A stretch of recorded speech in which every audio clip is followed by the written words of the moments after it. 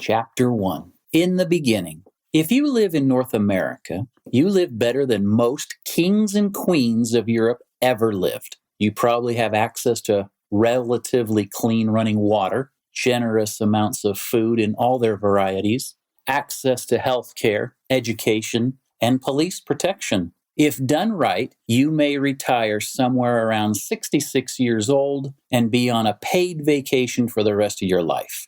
The U.S. has about 330 million people. Imagine about 300 million kings and queens. Who is blessed in these latter days? Certainly you and me. That being said, there are still billions of people who are not as richly blessed. The most effective way I know to correct many of the worldwide social problems we face today is to lift the standard of living of all God's children everywhere. Starving people destroy nature to eke out a living. Prosperous people are more concerned about Mother Earth and strive to conserve nature. Poverty, starvation, climate change, deforestation, wildfires, pollution, and other problems facing society are better corrected and maintained by increasing the standard of living for all of God's children. But you can't effectively help others until you have the resources to help yourself.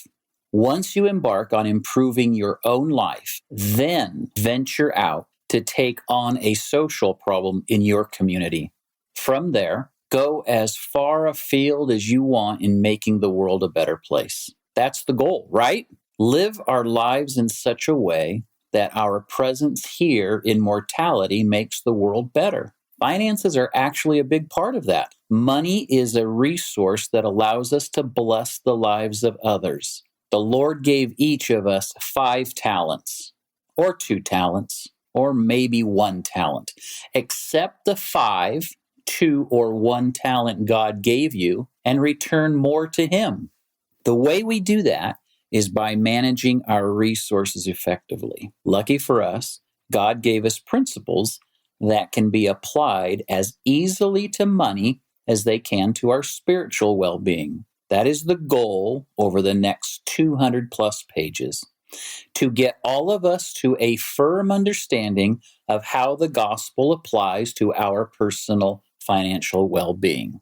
And it all starts in the same way it did before God said, quote, "Let there be light," with a plan, planning for the present and future. I have planned out my life for decades. Now, I know what you're thinking. How could you have planned out your life? I didn't just sit down and say, hey, this is how life is going to unfold. And then it happened that way. I made plans based on what I wanted and how I thought life would go. But those plans were very static. Over time, these plans have adjusted with mentoring, environment, interest, maturity, understanding, and new experiences. If you do not earnestly plan your life will continue on its course, and you may never arrive where you want to end up. If you make an honest effort at planning and applying, you will arrive in a good place.